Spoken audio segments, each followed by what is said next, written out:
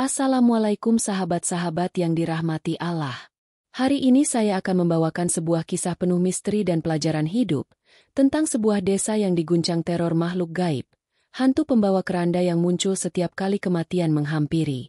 Namun di balik kisah menyeramkan ini, tersimpan pesan agar kita selalu mengingat Allah dan tidak mudah terjerumus dalam ketakutan kepada makhluk, karena hanya kepadanya tempat kita berlindung. Sebelum mendengarkan kisahnya, mari kita tuliskan sholawat kepada Nabi Muhammad. Semoga menjadi saksi dan syafaat bagi kita di akhirat nanti. Jangan lupa like, subscribe, dan bagikan video ini, agar menjadi amal jariah dan sarana menyebarkan dakwah Islam melalui kisah-kisah penuh hikmah. Malam itu, kabut turun lebih pekat dari biasanya. Udara terasa lembab, dan suara jangkrik yang biasa menemani malam seakan menghilang di telan sunyi. Desa Karangjati, sebuah desa kecil yang dikelilingi hutan bambu, malam itu tampak seperti mati. Lampu-lampu minyak di beranda rumah warga bergoyang pelan. Tertiup angin dingin yang menusuk tulang. Dari kejauhan, terdengar suara langkah kaki. Pelan, berat, dan teratur. Tok, tok, tok. Suara itu bergema di jalan tanah yang membelah desa. Seorang pria tua yang sedang duduk di beranda menoleh. Matanya menyipit ke arah jalan. Namun yang terlihat hanyalah kabut. Tak ada siapapun di sana. Ia berdiri, mencoba melihat lebih jelas. Tapi langkah itu terus terdengar. Tok, tok, tok. Suara itu makin dekat. Diiringi aroma dupa yang tiba-tiba memenuhi udara. Pria tua itu beristighfar lirih. Lalu masuk ke dalam rumah dan menutup pintu rapat-rapat. Keesokan paginya, kabar itu menyebar cepat. Banyak warga mengaku mendengar suara yang sama. Beberapa bahkan bersumpah melihat sesuatu yang jauh lebih menyeramkan. Sebuah keranda berjalan sendiri di tengah jalan desa. Keranda itu bergerak pelan, seperti diangkat oleh tangan-tangan tak terlihat. Di atasnya, kain putih berayun lembut diterpa angin. Seseorang berteriak melihatnya.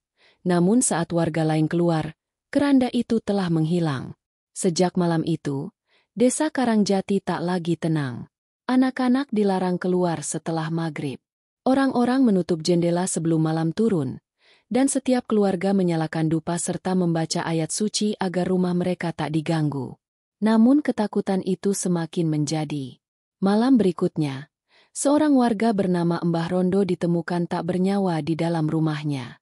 Tubuhnya kaku, matanya terbuka menatap langit-langit, seolah melihat sesuatu yang mengerikan. Dan di depan pintu rumahnya, ditemukan jejak tanah basah berbentuk persegi panjang seperti bekas diletakkannya keranda. Desa pun geger. Para sesepuh berkumpul di balai desa, membahas kejadian itu. Mereka yakin, legenda lama telah bangkit. Legenda tentang hantu pembawa keranda. Sosok gaib yang datang menjemput nyawa manusia yang waktunya hampir tiba. Malam demi malam, kabut semakin sering turun. Dan dari dalam gelap, aroma dupa itu selalu kembali, disertai langkah kaki berat, serta bayangan panjang yang melintas di antara pohon bambu. Tak ada yang berani berbicara keras. Karena siapapun yang menertawakan legenda itu, biasanya tak lama kemudian akan dipanggil oleh maut. Dan di tengah ketakutan yang melanda, seorang pemuda bernama Raka mulai curiga. Ia yakin ada sesuatu di balik semua ini. Sesuatu yang lebih nyata dari sekadar arwah penasaran. Namun Raka belum tahu bahwa langkahnya untuk mencari kebenaran akan membawanya jauh ke dalam mimpi buruk yang hidup. Pagi itu, matahari tampak muram. Kabut belum juga pergi, seolah enggan meninggalkan desa Karangjati. Raka berjalan menuju rumah Mbah Karta, sesepuh tertua di desa itu. Lelaki tua yang dikenal bijak. Namun akhir-akhir ini lebih sering termenung di teras rumahnya sambil menatap ke arah kuburan tua di ujung hutan. "Mbah, apakah benar keranda itu kembali muncul?" tanya Raka pelan. Mbah Karta menatap pemuda itu dengan mata sayu. "Nak, yang kau dengar bukan cerita kosong. Dulu, sebelum kau lahir, desa ini pernah dihantui hal yang sama." Suara Mbah Karta bergetar. Ia menarik napas panjang, lalu mulai bercerita. Bertahun-tahun silam, hiduplah seorang penggali kubur bernama Ki Wiryo. Ia adalah orang yang selalu dipercaya dalam setiap pemakaman, karena dikenal rajin dan tidak takut pada hal-hal gaib. Namun keserakahan perlahan menguasainya. Setiap kali menggali kubur, ia mengambil perhiasan atau barang berharga yang dikubur bersama jenazah. Sampai suatu malam, ia menggali makam seorang perempuan yang baru saja meninggal. Saat ia mencoba mengambil cincin di jarinya, tiba-tiba tubuh perempuan itu bergerak. Ki Wiryo terkejut, berteriak ketakutan, lalu lari terbirit-birit. Sejak malam itu, ia jatuh sakit. Tubuhnya kurus, matanya cekung, dan setiap malam ia menjerit menyebut nama-nama orang yang telah meninggal. Sebelum ajal menjemput, ia bersumpah dengan suara serak. Siapapun yang melupakan Allah dan hidup dalam dosa, akan aku jemput sendiri dengan kerandaku. Setelah kematiannya, warga menemukan jasadnya hilang dari kuburan. Hanya keranda tua miliknya yang tertinggal, berlumur tanah dan bercak darah kering. Mbah Karta menunduk. Suaranya semakin pelan. Sejak itu, setiap kali ada yang melihat keranda berjalan sendiri, selalu ada nyawa yang diambil keesokan harinya. Raka terdiam. Kisah itu terdengar seperti dongeng menyeramkan.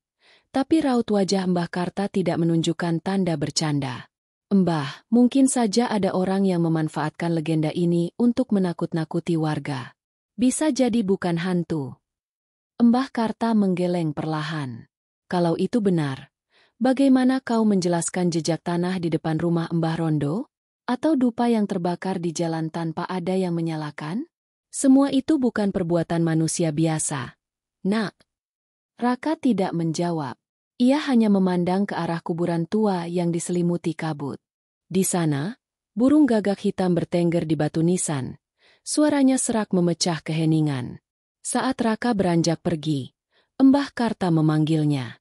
Kalau kau memang berniat mencari tahu, hati-hati, nak. Kadang yang kau cari bukan kebenaran, tapi undangan menuju bahaya. Sore itu, langit berubah kelabu. Raka berjalan pulang melewati jalan setapak. Tapi langkahnya terhenti ketika angin membawa aroma dupa. Dari balik rumpun bambu, ia melihat sesuatu. Sebuah kain kafan putih tergeletak di tanah, basah oleh embun. Raka menatapnya lama, lalu memungutnya. Kain itu terasa dingin, dan di ujungnya tertulis huruf Arab yang samar, seolah bekas mantra. Ia menggenggam kain itu erat, tanpa tahu bahwa benda itu adalah tanda awal dari teror yang lebih besar yang akan datang. Malam pun turun dan di kejauhan, suara langkah berat itu terdengar lagi. Tok, tok, tok. Malam di desa Karangjati semakin kelam. Angin berhembus dari arah hutan membawa suara lirih seperti orang menangis. Warga menutup pintu lebih awal malam itu. Tak seorang pun berani keluar setelah adzan Isya berkumandang. Namun ketakutan tak membuat semuanya aman. Justru, malam itu menjadi awal dari hilangnya satu persatu nyawa manusia. Di rumahnya yang sederhana, Pak Lurah Sastro menatap jendela yang bergetar ditiup angin. Istrinya sudah lama tidur, tapi entah kenapa matanya sulit terpejam. Aroma dupa samar mulai terasa di dalam rumah. Ia bangun perlahan, mencoba mencari sumber bau itu. Namun ketika ia melangkah menuju pintu depan, suara itu datang. Tok, tok, tok. Langkah berat seperti orang membawa beban besar. Ia mendekat ke pintu, menempelkan telinga ke kayu, lalu mendengar sesuatu yang membuat darahnya berhenti mengalir. Suara erangan dan kain diseret di tanah. Pak Sastro menggigil. Ia beristighfar pelan, membuka sedikit pintu, dan melihat pemandangan yang membuat tubuhnya lunglai. Di depan rumahnya berdiri keranda tua, bergerak pelan ke arah gang kecil. Tak ada seorang pun yang mengangkatnya. Kain putihnya berkibar, dan di sisi keranda tampak bayangan tinggi menjulang, seperti sosok berjubah hitam tanpa wajah. Pak Sastro mundur, menutup pintu terburu-buru, lalu sujud sambil menyebut nama Allah. Namun keesokan paginya, warga menemukan rumahnya kosong. Pak Sastro dan istrinya menghilang tanpa jejak. Desa pun gempar. Orang-orang mencari ke seluruh penjuru, tapi tak ada tanda-tanda keberadaan mereka. Yang ditemukan hanya bekas tanah basah di depan rumah dan sisa dupa yang masih mengepulkan asap tipis. 2 hari kemudian, Bu Rumini, pemilik warung dekat musola, juga hilang. Malam sebelumnya, Ia bercerita pada tetangga bahwa ada yang memanggil namanya dari luar rumah. Saat dilihat, tak ada siapapun. Hanya terdengar suara seperti kayu bergesekan, diiringi aroma harum menyengat seperti bunga Kamboja. Dan hari ketiga, tragedi yang membuat seluruh desa membisu pun terjadi. Seorang anak kecil bernama Sali, murid ngaji yang ceria, tak pulang setelah maghrib. Orang tuanya mencari ke musola, tapi yang ditemukan hanya tas kecil miliknya, tergeletak di dekat kuburan tua. Raka yang ikut membantu pencarian merasa hatinya bergetar saat melihat sesuatu di antara nisan. Sebuah jejak kaki kecil, tertimpa daun kering, mengarah ke tengah hutan. Namun anehnya, jejak itu berhenti di tanah berlumpur, dan di sampingnya tampak bekas panjang seperti seretan keranda. Semua warga yang melihatnya ketakutan. Beberapa mulai berbisik bahwa Ki Wiryo telah bangkit, menjemput nyawa tanpa pandang usia. Sebagian lainnya yakin ini ulah manusia, mungkin pelaku yang ingin membuat desa panik. Tapi malam itu, saat kabut turun lagi, seluruh desa mendengar bunyi yang sama. Tok tok tok, lambat, berat, dan panjang. Suara itu datang dari arah kuburan. Di antara kabut tebal, beberapa warga melihat keranda bergerak perlahan, seolah menembus gelap, menuju rumah seseorang. Rumah itu adalah rumah Mbah Karta. Raka yang berdiri di tepi jalan menatap tanpa bisa bergerak. Matanya membulat, jantungnya berdegup cepat, karena di ujung keranda itu, ia melihat kain putih yang sama dengan yang ia temukan tempo hari. Kain itu bergetar, seolah memanggil namanya. Dan entah kenapa, malam itu, ia merasa seolah keranda itu tahu siapa dirinya. Pagi hari setelah kejadian itu, kabut belum juga menghilang. Desa Karangjati seperti terjebak dalam bayangan panjang yang tak berakhir. Warga menolak keluar rumah, pintu-pintu tertutup rapat, dan dari setiap sudut terdengar bacaan ayat suci yang dibacakan dengan gemetar. Namun di tengah ketakutan itu, Raka memutuskan untuk tidak tinggal diam. Ia merasa ada yang tidak masuk akal. Terlalu banyak keanehan yang terjadi bersamaan, dan semua mengarah pada kuburan tua tempat Ki Wiryo dimakamkan dulu. Ia datang ke rumah sahabatnya, Amin, pemuda seumuran yang dikenal pandai mengaji namun juga penasaran pada hal-hal gaib. Amin, aku ingin mencari tahu apa sebenarnya yang terjadi di desa ini, kata Raka dengan suara berat. Amin menatapnya cemas. Raka, kau tahu ini berbahaya. Semua yang menentang kehadiran hantu itu selalu menjadi korban. Raka menatap ke arah jendela, matanya tajam. Aku tidak takut pada hantu. Aku takut jika yang kita hadapi bukan arwah, tapi manusia yang bermain dengan dosa. Malam itu, mereka mempersiapkan diri, membawa senter, air wudhu, dan beberapa ayat suci yang ditulis di kertas kecil oleh ustadz kampung. Tujuan mereka jelas, menyusuri makam tua di pinggir hutan tempat banyak kejadian aneh terjadi. Langit tampak muram ketika mereka tiba di sana. Pohon-pohon bambu bergoyang, suaranya menyerupai bisikan. Kabut merayap di antara nisan, menutupi pandangan. Namun di tengah keheningan itu, Raka melihat sesuatu berkilat dari bawah tanah. Ia jongkok dan menggali sedikit. Tangannya menemukan sesuatu yang dingin dan lembab. Sebuah paku besi berkarat, menancap di tanah bersama sehelai kain kafan lusuh yang melilit dupa kering. Amin beristighfar pelan. Ini bukan hal biasa, Raka. Ini benda pesugihan.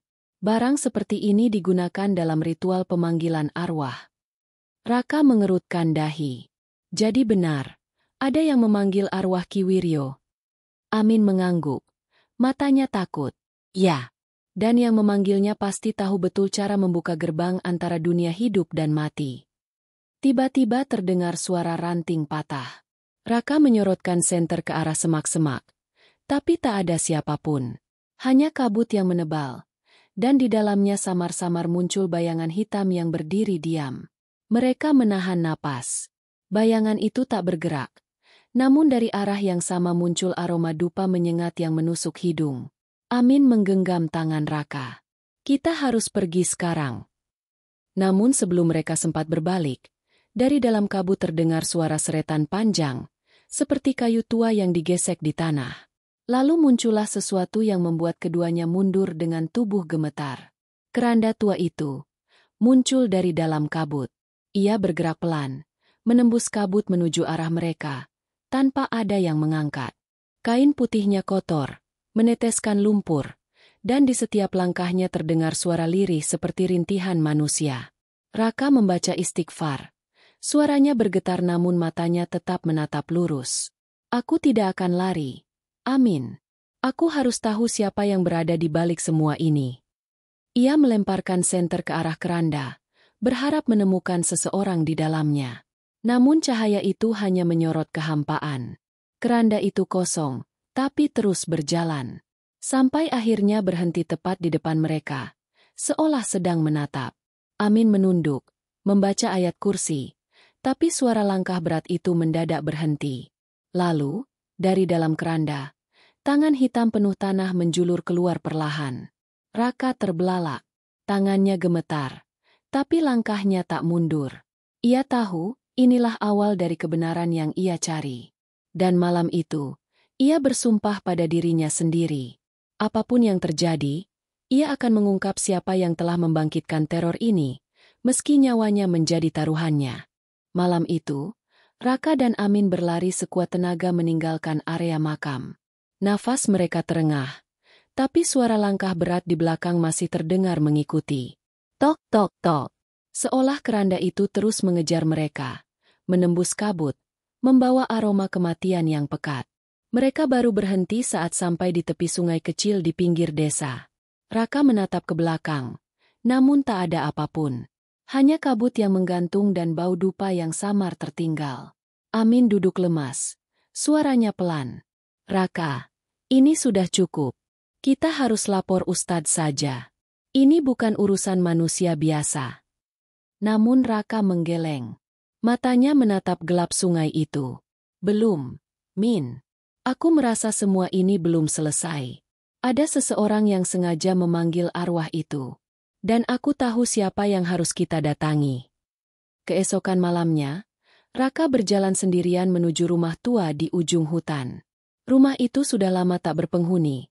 Tapi warga sering melihat asap tipis keluar dari cerobongnya setiap malam Jumat Kliwon. Orang-orang bilang, tempat itu dulu milik Mbah Rengga, seorang dukun yang pernah menjadi murid Ki Wiryo. Langkah Raka terhenti di depan pintu rumah yang lapuk. Suara gamelan lirih terdengar dari dalam, disertai aroma dupa yang jauh lebih kuat. Dengan hati berdebar, ia mendorong pintu pelan. Engselnya berderit panjang, dan cahaya merah temaram menyambutnya. Di tengah ruangan, terlihat sebuah keranda tua berdiri tegak, dikelilingi lilin hitam dan sesajen. Di depannya, duduk seorang lelaki tua mengenakan jubah hitam, matanya terpejam, bibirnya bergerak melafalkan mantra dalam bahasa yang tak dimengerti. Suara itu berat, bergetar, seperti memanggil sesuatu dari dunia lain. Mbah Rengga. Suara Raka serak. Lelaki tua itu membuka matanya perlahan, menatap Raka dengan senyum dingin. Jadi kau yang selama ini mengganggu ritualku. Untuk apa kau memanggil arwah Ki Wiryo? Tanya Raka tegas. Mbah Rengga tertawa kecil. Suaranya serak seperti bisikan. Desa ini sudah lama lupa pada Allah. Mereka lebih takut pada hantu daripada dosa. Aku hanya membantu mereka mengingat, dengan cara yang sedikit berbeda. Raka mengepalkan tangan. Kau membuat orang menghilang. Kau menebar ketakutan. Dukun tua itu menatapnya tajam. Yang hilang hanyalah jiwa-jiwa yang sudah dipanggil oleh kutukan. Aku hanya membuka jalannya. Raka menatap ke arah keranda yang bergetar pelan. Dari celahnya keluar asap tipis berwarna hitam. Suara lirih seperti erangan terdengar lagi, lalu berubah menjadi tawa panjang yang menggema. Dinding rumah bergetar, dan lilin-lilin mulai padam satu persatu. Berhenti, Mbah. Ini bukan kekuatan yang bisa kau kendalikan, teriak Raka. Tapi Mbah Rengga justru semakin keras melafalkan mantra. Tiba-tiba, tanah di bawah keranda retak. Dari celah itu muncul tangan-tangan hitam yang mencoba keluar, menggenggam udara, menjerit seperti kesakitan. Suara Ki Wiryo menggema di ruangan itu, berat dan menakutkan. Aku datang untuk menjemput. Raka melangkah mundur, tapi keranda itu terangkat sendiri, melayang di udara, lalu menghantam dukun tua itu dengan keras. Suara tulang patah terdengar. Lilin padam seluruhnya. Gelap total. Dalam gelap, Raka hanya bisa mendengar suara napasnya sendiri dan bisikan lembut yang berulang-ulang menyebut namanya. Eka, Eka, Eka. Ia menutup telinganya, berlari keluar rumah dengan tubuh gemetar. Namun sebelum ia sempat menjauh, dari dalam rumah terdengar jeritan panjang diikuti suara ledakan kecil. Saat Raka menoleh, rumah tua itu sudah dilalap api dari dalam, membakar dupa, lilin, dan keranda bersama arwah yang telah dipanggilnya. Api menjulang tinggi ke langit malam, menerangi hutan yang sunyi. Raka berdiri di kejauhan, dadanya naik turun, matanya menatap kobaran api itu dengan rasa tak percaya. Ia tahu satu hal, Mbah Rengga telah membangkitkan sesuatu yang seharusnya tetap terkubur. Dan meskipun rumah itu kini terbakar, Raka merasa teror ini belum berakhir. Karena di antara kobaran api, ia melihat sosok hitam berdiri tegak, memanggul keranda yang sama, lalu perlahan menghilang ke dalam kabut. Api yang melahap rumah Mbah Rengga belum juga padam ketika Raka berlari kembali ke desa. Nafasnya memburu, tubuhnya bergetar bukan hanya karena lelah, tapi karena ketakutan yang belum selesai. Begitu sampai di balai desa, warga sudah berkumpul. Beberapa terlihat pucat, sebagian lagi menatap Raka penuh tanya. "Raka, kenapa rumah di hutan itu terbakar?" Tanya Pak Lurah dengan suara tegang. Raka menatap semua orang dan menjawab lirih. "Kita dalam bahaya. Mbah Rengga sudah memanggil arwah Ki Wiryo. Dan arwah itu belum pergi." Warga saling pandang. Sebagian tak percaya. Namun sebelum Raka sempat menjelaskan lebih jauh, suara kentongan bertalu-talu dari arah pemakaman. Tok, tok, tok, tok. Tanda bahaya. Semua orang menoleh ke arah suara itu. Dari kejauhan, terlihat asap putih mulai naik perlahan, diikuti oleh keranda yang melayang di udara, diiringi suara gamelan lirih dari entah mana. Warga menjerit ketakutan. Beberapa langsung lari pulang, menutup pintu rumah rapat-rapat. Pak Lurah berteriak, "Cepat, panggil Ustadz Hasan." Raka menggenggam tangannya erat. "Kita harus hentikan ini malam ini juga, sebelum seluruh desa jadi korban." Tak lama, Ustadz Hasan datang membawa kitab dan air doa. Wajahnya tenang tapi matanya menunjukkan keseriusan. "Raka, tunjukkan jalan ke makam." Tanpa ragu, Raka memimpin. Di tengah kabut tebal, mereka sampai di area makam yang kini terasa seperti dunia lain. Udara begitu dingin, dan setiap langkah terdengar bergema panjang. Di sana, keranda itu melayang pelan, diikuti oleh bayangan hitam besar yang menyerupai sosok manusia tapi tak memiliki wajah. Ustadz Hasan membuka kitab dan mulai membaca ayat-ayat suci dengan suara lantang. Namun makhluk itu menjerit keras. Suara yang seolah memecah langit malam. Dari tanah, muncul bayangan-bayangan hitam lain yang menyeret diri, menangis, dan menjerit memohon ampun. Raka berdiri di samping Ustadz, memegangi botol air doa. "Apa yang harus saya lakukan?" "Percayalah, Raka," jawab Ustadz Hasan tegas. "Kuatkan hatimu. Arwah itu hanya bisa dikalahkan dengan keimanan, bukan keberanian semata." Suara keras kembali terdengar. Keranda melayang tinggi, lalu terjun menghantam tanah dengan keras hingga tanah retak. Dari dalamnya keluar wajah Mbah Rengga. Tapi matanya kosong, suaranya bergema berat. "Aku belum selesai." Raka menatapnya ngeri. "Mbah, hentikan. Kau hanya memperdalam penderitaanmu." Namun tubuh itu menjerit dan berubah menjadi asap hitam yang membentuk sosok Ki Wiryo, tinggi, berjubah, dan membawa keranda di punggungnya. Matanya menyala merah, menatap Raka tajam. "Kau ikut campur dalam urusan kematian. Anak muda, sekarang giliranmu yang kubawa." Seketika angin berhembus kencang, pohon-pohon bergetar, dan suara tangis perempuan terdengar dari segala arah. Raka berjongkok, menutup telinga, tapi Ustadz Hasan berdiri tegak dan berteriak, "Adzu bilhi minasi syaitnir rajim. Bismillahirrahmanirrahim." Cahaya putih menyelimuti tubuhnya, membuat bayangan Ki Wiryo mundur perlahan sambil menjerit kesakitan.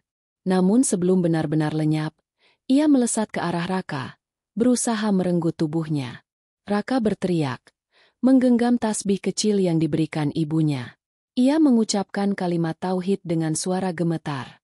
El ilha illal. El ilha illal. Tiba-tiba, cahaya kuat memancar dari genggamannya, membakar bayangan itu hingga lenyap bersama suara jeritan panjang yang mengguncang bumi. Keranda jatuh dan hancur berkeping-keping, meninggalkan debu hitam yang segera lenyap ditiup angin. Saat semua kembali tenang, kabut pun perlahan menghilang. Ustadz Hasan menatap Raka dan berkata pelan, "Kau sudah menyelamatkan desa ini, Nak. Tapi ingat, selama masih ada yang bermain dengan kekuatan gelap, bayangan itu bisa muncul lagi." Raka hanya diam, menatap tanah di mana keranda tadi hancur. Dalam hatinya, ia tahu pertempuran malam ini hanyalah awal dari sesuatu yang lebih besar. Karena di kejauhan, suara kentongan kembali terdengar satu kali. Tok! Lalu menghilang dalam kesunyian malam. Pagi itu, desa Karangjati terlihat sepi. Warga keluar rumah dengan wajah pucat, enggan menatap satu sama lain. Mereka mengetahui sesuatu yang tak bisa diungkapkan dengan kata-kata. Malam sebelumnya, pertempuran antara Raka dan arwah Ki Wiryo telah meninggalkan jejak yang tak kasat mata. Raka berdiri di depan rumahnya, memandangi hutan yang kini tampak tenang. Namun hatinya tidak tenang. Ia masih merasakan getaran halus di udara, aroma dupa samar, dan hawa dingin yang menusuk tulang. Ia tahu, bayangan itu mungkin sudah lenyap untuk sementara, tapi kutukan Mbah Rengga belum sepenuhnya berakhir. Beberapa hari kemudian, kejadian aneh kembali terjadi. Anak-anak yang bermain di tepi sungai berteriak ketakutan, melihat bayangan hitam bergerak di antara pepohonan. Beberapa hewan ternak tiba-tiba hilang, meninggalkan bekas seretan seperti keranda di tanah. Dan dari kejauhan, aroma dupa yang menyengat kembali menyelimuti desa. Raka duduk termenung di teras rumahnya. Ia mengingat semua yang terjadi. Jejak tanah, keranda yang berjalan sendiri, hilangnya warga, Mbah Rengga, dan pertarungan malam itu. Ia mengerti satu hal, teror ini tidak berhenti pada satu orang atau satu malam saja. Raka memutuskan untuk menyebarkan pelajaran yang ia dapat. Ia mengajak warga membaca ayat suci bersama, menyalakan lilin, dan menaburkan air doa di setiap rumah. Selain itu, ia mengingatkan mereka agar selalu ingat pada Allah, karena ketakutan pada makhluk gaib hanya akan menguasai hati jika iman melemah. Malam berikutnya, Raka berdiri di tepi hutan lagi. Ia menatap jauh ke dalam kegelapan, di mana keranda yang hancur dulu pernah muncul. Angin berhembus pelan, membawa bisikan samar, tapi Raka tak lagi mundur. Ia membaca tasbih, menguatkan hati, dan menatap kabut yang menggantung di pepohonan. Dan di dalam hati, ia tahu, selama ada manusia yang menyalahgunakan kekuatan gelap, bayangan itu akan selalu kembali hidup, mengintai desa ini di setiap malam purnama. Tetapi Raka juga yakin, selama warga percaya dan selalu mengingat Allah, mereka akan memiliki pelindung yang lebih kuat daripada bayangan apapun. Keranda mungkin muncul lagi, arwah mungkin bangkit lagi, tapi desa Karangjati kini memiliki tekad dan iman yang tak mudah digoyahkan oleh teror apapun. Malam itu, kabut turun perlahan. Angin membawa aroma dupa samar, namun Raka berdiri tegap, menatap gelap yang tak lagi menakutkan. Karena ia tahu, kegelapan hanyalah bayangan, dan cahaya iman selalu dapat menembusnya. Setelah malam-malam penuh ketegangan itu berlalu, desa Karangjati perlahan kembali tenang. Warga menyadari bahwa ketakutan yang selama ini mereka alami bukan hanya karena sosok gaib, tetapi karena kekurangan iman dan kelalaian dalam mengingat Allah. Raka mengingatkan semua orang agar selalu menguatkan hati dengan doa, membaca ayat suci, dan meneladani kebaikan, karena itu adalah pelindung sejati dari segala macam teror dan bahaya. Sebagaimana Allah berfirman dalam Al-Quran, dan bertawakallah kepada Allah, dan cukuplah Allah sebagai pelindung. Quran Surat An-Nisa 81. Hikmah dari kisah ini adalah, ketakutan, kegelapan, dan teror hanyalah sementara. Yang paling kuat adalah hati yang selalu bersandar pada Allah, selalu berdoa, dan selalu menebar kebaikan. Dengan iman dan kesadaran, manusia tidak akan mudah tergoyahkan oleh bisikan ketakutan, legenda menyeramkan, maupun tipu daya orang yang menyalahgunakan kekuatan. Keranda mungkin bisa muncul lagi, arwah mungkin bisa bangkit lagi, namun cahaya iman dan doa akan selalu menjadi pelindung yang paling kuat bagi setiap jiwa yang bertakwa. Hikmah dari cerita ini adalah bahwa ketakutan dan kegelapan, meski terlihat nyata, tidak akan mampu menguasai hati yang selalu bersandar pada Allah. Sebagaimana Allah berfirman dalam Al-Quran, dan bertawakallah kepada Allah, dan cukuplah Allah sebagai pelindung. Quran Surat An-Nisa 81. Perlu diingat, cerita ini fiktif dibuat seperti nyata agar kita dapat mengambil hikmahnya, terutama tentang pentingnya iman, doa, dan kesadaran akan kekuasaan Allah dalam menjaga diri dari segala ketakutan. Terima kasih telah menyimak cerita ini hingga selesai. Jika kalian senang dengan kisah ini, jangan lupa untuk komen, like, dan subscribe channel ini agar lebih banyak lagi cerita menarik yang bisa kita bagikan bersama.